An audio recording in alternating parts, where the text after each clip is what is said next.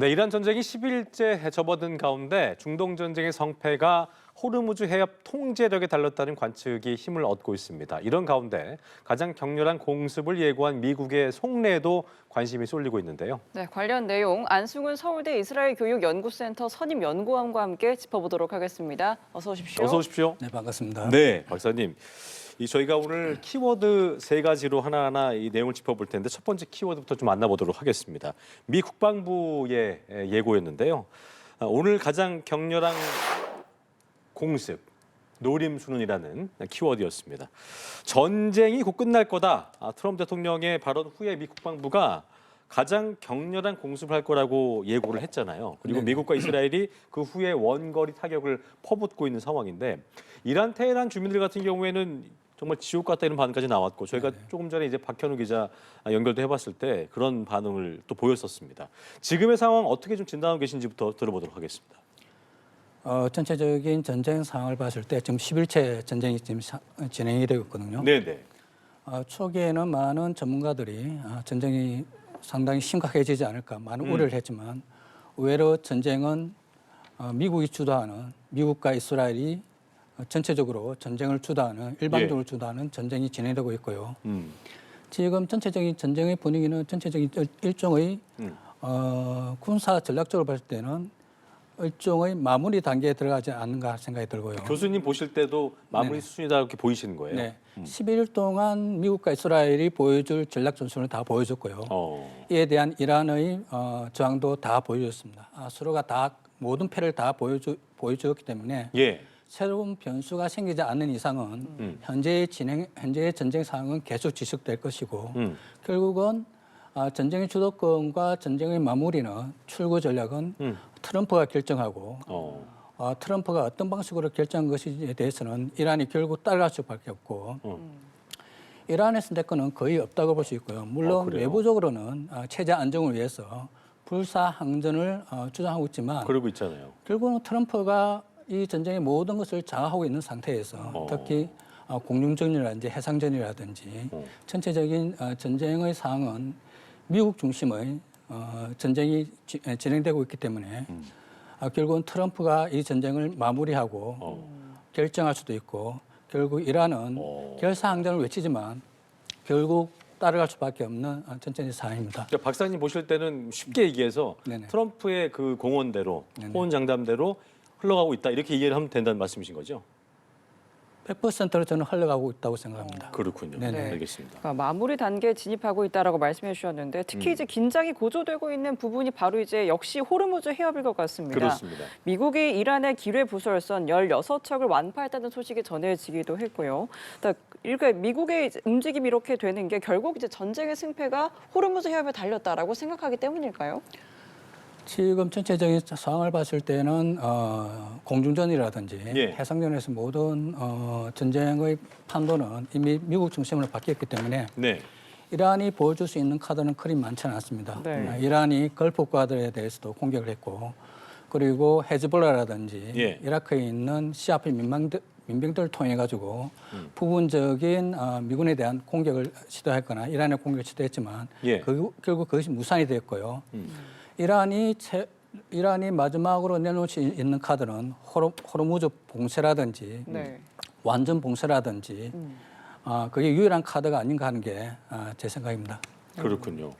자, 이란이 근데 기뢰를 최소 2,000개, 최대 6,000개 정도까지 보유하고 있는 것으로 전해지고 있는데 이미 이게 상당 부분 설치가 됐다면 호르무즈 해협 봉쇄가 길어지면 참 우려가 될 텐데 더 길어질 수 있다는 거는 어떻게 좀 보고 계세요? 먼저 기뢰가 설치되었다는 전제에 대해서는 저는 상당히 많은 의문을 가지고 있습니다. 의문이 있다는 말씀이신 거죠? 기뢰를 1,600대, 2,000대를 보유하고 있는 것과 설치한다는 것은 전혀 다른 차원의 문제입니다.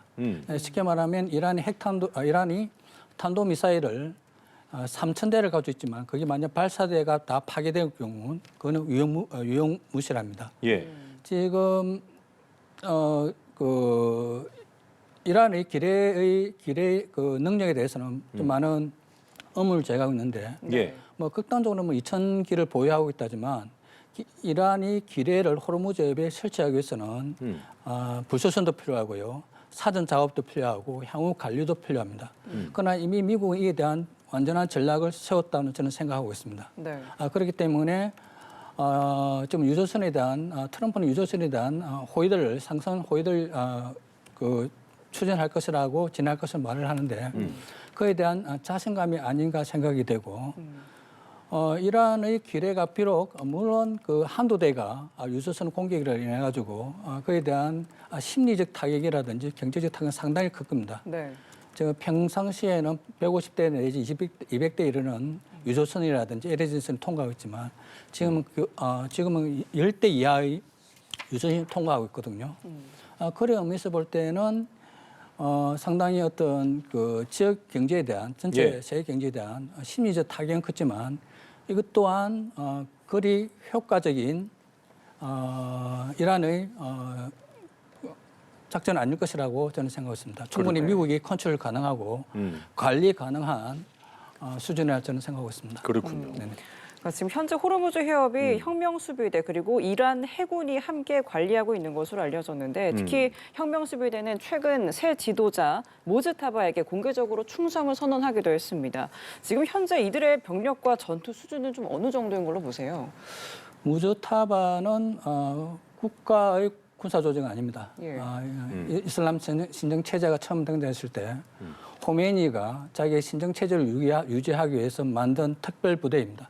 그러니까 국가의 안보를 책임지는 정식 국가 조직이 아니고 정권을 유지한 정권 조직입니다. 그렇기 때문에 이슬람 신정 체제를 장기간 유지하기 위해서는 그에 대한 충분한 물리적 수단이 필요했고요. 예. 그 물리적 수단이라는 것은 국내적 통치뿐만 아니라 이란의 외부에 대한 예를 들어서 뭐 대리 세력이라고 할 수 있는 헤즈볼라라든지 하마스라든지 이라크의 민병대라든지 예멘의 후티 반군까지도 총체적인 네트워크를 구성할 수 있는 능력을 보유해야 되기 때문에 네. 그 이란 혁명 수비대는 단순한 군사 조직보다는 이란의 군사와 정보와 그리고 중동 전체 지역을 관리할 수 있는 막강한 군사 조직을 능력을 보유했다고 볼 수 있습니다. 군사력과 활약은 상당하다고 볼 수 있는 거죠. 네, 이란의 정규군보다 훨씬 뛰어난 능력과 정보전을 가지고 있고요. 네. 특히 뭐 바시즘 인민대라든지 꾸두스 같은 경우에는 중동에서 가장 탁월한 군사 능력을 가지고 있다고 전문가들은 그렇게 보고 있습니다. 알겠습니다. 알겠습니다. 자, 저희가 두 번째 키워드 준비했는데요. 두 번째 키워드 만나보겠습니다. 네. 자, 최고 지도자 모즈타바 지금 어디에?라는 키워드인데요. 사실 그렇습니다. 의문인 부분인 것 같습니다. 지금 정작 전면전에 들어간 이란에서 최고 지도자 모즈타바의 존재감이 드러나지 않고 있다라는 건데 최근에 이스라엘 매체를 중심으로 모즈타바 부상설이 제기되기도 했고요. 지금 실제 다쳤다는 외신 보도도 나오기도 했고요. 그렇습니다. 지금 어디서 뭐 하고 있는 걸까요? 모즈타바 같은 경우는 미국과 이스라엘이 반드시 제거해야 할 인물입니다. 네. 네. 그러니까 미국과 이스라엘 입장에서는 제거해야 되는 겁니다. 이 전쟁이 어떻게 형태로 마무리될 것인가는 상당히 중요하지만 네. 어떤 서사로 마무리될 것인가도 상당히 중요합니다. 트럼프 또한 이 전쟁의 마무리를 상당히 이 자신의 서사적 스토리로 꿈을 가야 되고요. 그러니까 그림이 중요한 거군요. 네, 그림이 그러니까 중요합니다. 이기고 지고를 떠나서 네네. 뭐 이기는 건 당연하다 하더라도 그림도 좋아야 된다. 네네네. 예. 그렇기 때문에 하메네이 둘째 아들인 모즈타바가 최고 성직자주의를 선계하고 체제를 유지하는 상징적인 인물이기 때문에 비록 모즈타바의 역할에 대해서 많은 논란이 있습니다. IRGC와의 관계에 대해서. 예. 어떤 학자들은 모즈타바와 IRGC는 상당히 네트워크적인 상당히 연합체적인 성격이 있다고 주장하지만 예. 어떤 학자들은 모즈타바가 결국은 IRGC의 꼭두가시 놀이밖에 할 수밖에 없다고 주장하고 있습니다.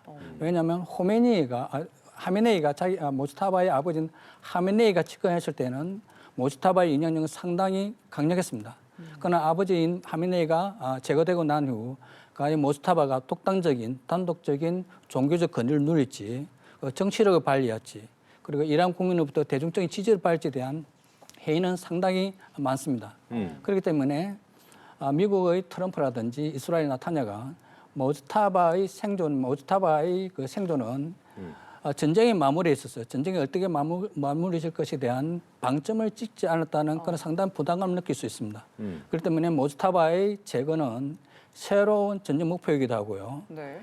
실제적인 차원뿐만 아니라 상징적인 차원에서 이 전쟁을 어떻게 마무리 짓는다는 상징적인 차원에서 모스타바의 제거는 미국과 이스라엘을 결코 포기할 수 없는 하나의 목표가 될 것이고, 그런데 그게 과연 성공할 것인지에 대한 상당히 의문이 많습니다. 지금 언론에서는 부상설도 나오고 있고요. 예, 맞아요. 그에 대한 정확한 사항은 좀 더 지켜봐야겠지만 지금 공식적인 활동은 거의 하지 않고 있는 상태이고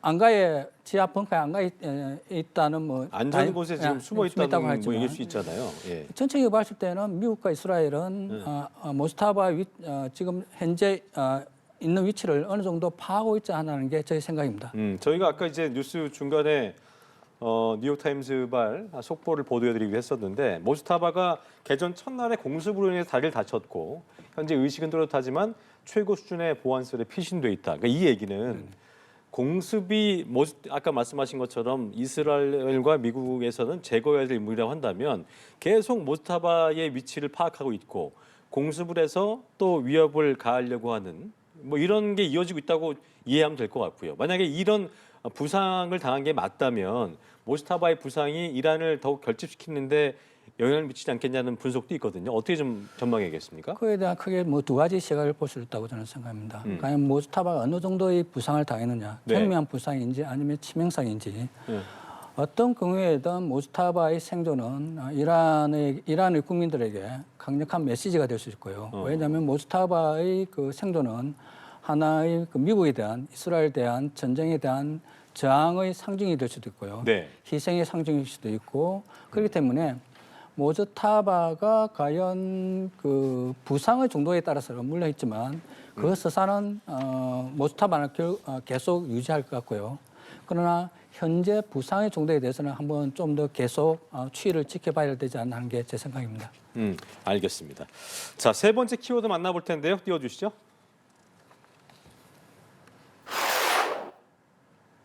네, 미국 이란 에너지 시설 타격 자제 요청은 왜라는 키워드를 저희가 준비해봤습니다. 이런 상황에서 트럼프 정부가 이스라엘에게 이런 에너지 시설 타격은 좀 자제해달라 이런 요청을 했다는 보도가 나왔는데요. 어떤 공격 방식에 있어서 미국과 이스라엘 간에 이견이 좀 있다는 분석도 나오고 있는 상황이고 미국이 에너지 시설 타격 자제를 요청한 이유는 저희가 어떻게 이해를 해야겠습니까? 이거는 본질적인 접근의 차이인 것 같습니다. 접근의 차이요? 미국의 트럼프와 이스라엘 나타냐가 이 전쟁을 대하는 어떤 질적인 차이인데요. 만약 미국 트럼프가 이 전쟁에서 대하는 접근 방식은 상당히 양적이지만 질적인 변화까지는 이뤄내기는 상당히 힘들다는 게 일단 트럼프의 생각이 있고요. 그러나 나타냐는 이번 전쟁을 통해 가지고 중동 전체를 판가를 해야 되고 이란의 정권 자체의 질적인 변화를 만들어야 된다는 게 나타냐의 생각입니다. 그러니까 어쨌든 완전 작정을 했다는 얘기 말씀이신 거죠? 네네네. 그렇기 속아내겠다. 때문에 이란의 경제 시설이 가장 중요한 정유 시설이라든지 에너지 시설 타격은 지난 25년 6월에는 이스라엘이 이란의 정유 시설이라든지 석유 시설을 공격하지 않았습니다. 그렇지만 이번에 직접적인 타격을 하고 공격한 이유는 이제는 이와 같은 전쟁은 더 이상 하나의 기회로선 이스라엘에게 오지 않을 거고요. 이것이 마지막 기회이기 때문에 이란의 그 내부의 그 동료라든지 이란의 내부의 현재의 체제 변화의 본질적인 변화를 추동하기 위해서는 장기적인 시각에서는 이란의 가장 핵심 시설인 정유 시설이라든지 석유 시설을 에너지 시설을 타격함으로써 이란의 근본적인 경제 시설의 체제를 붕괴시키려는 나타냐의 치밀하고 집중적인 작전이 아닌가 하는 제 생각입니다. 그렇군요. 네, 앞서 이제 이스라엘이 석유 시설을 공격하는 것을 두고도 미국이 좀 불만을 드러냈다라는 보도도 있지 않았습니까? 그러니까 그렇다면 좀 실제 군사 협의는 좀 촘촘하지만 전략 우선순위는 좀 다르다고 봐야 되는 건지 어떻게 보세요? 전체적인 밑그림 이렇게 보시면 될 것 같습니다. 이번 전쟁은 뭐 이런 표현이 방송에서 적절한 표현인지 모르겠지만 하셔도 됩니다. 예. 미국은 우리가 도축을 했을 경우 미국은 소를 잡고요.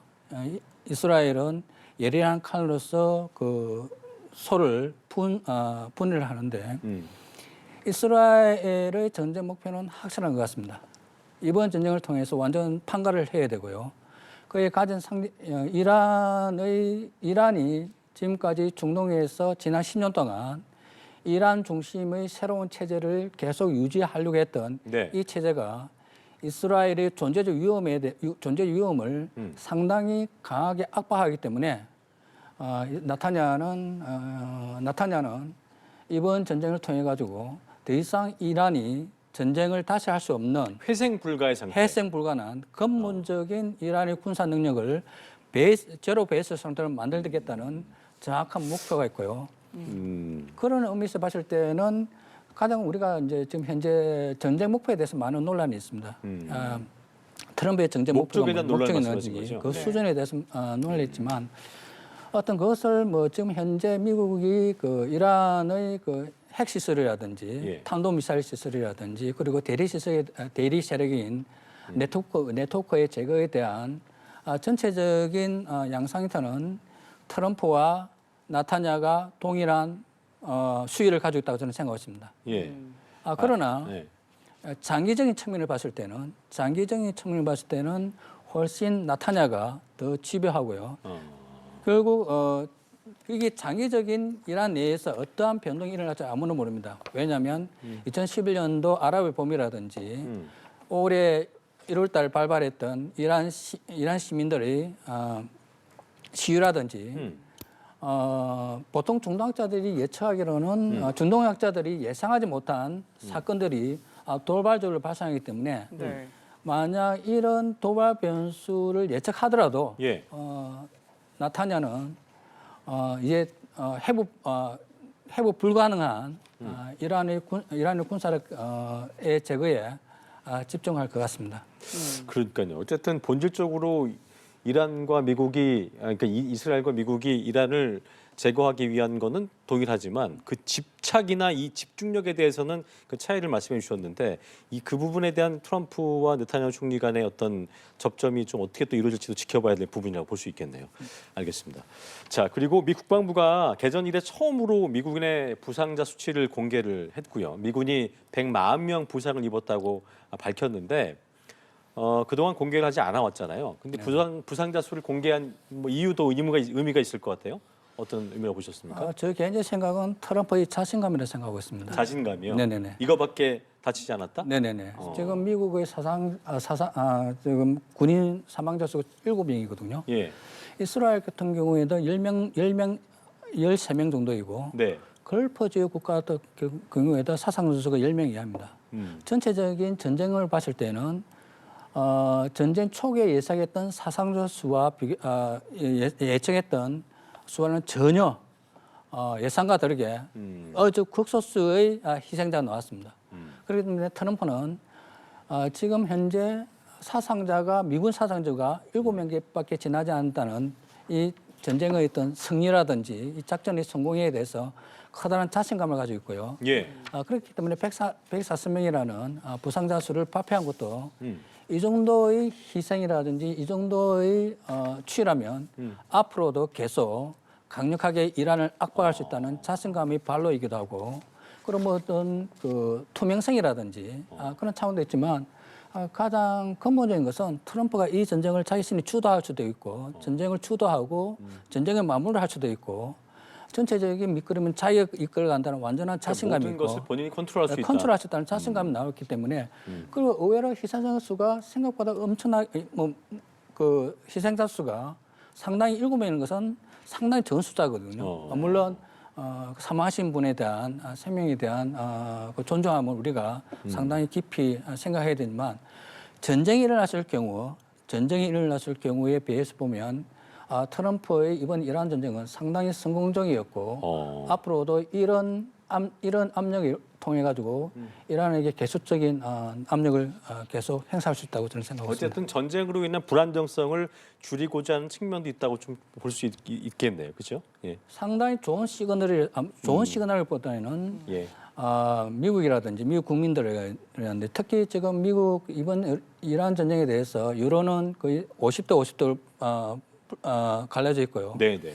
올해 11월 달에 미국 중간 선거가 있기 때문에 예, 알겠습니다. 이 전쟁에 대한 출구는 트럼프가 만들어야 되지만 그러나 현재 진행 상황 봤을 때는 트럼프가 전쟁에 대해서 상당히 주도하고 있다. 주도하고 있고 마무리도 충분히 할 수 있다는 자신감의 발로가 아닌가 생각됩니다. 알겠습니다. 알겠습니다. 여기까지 안승훈 서울대 이스라엘 교육연구센터 선임연구원과 함께 중동 사태 흐름 짚어봤습니다. 네. 오늘 말씀 고맙습니다. 고맙습니다.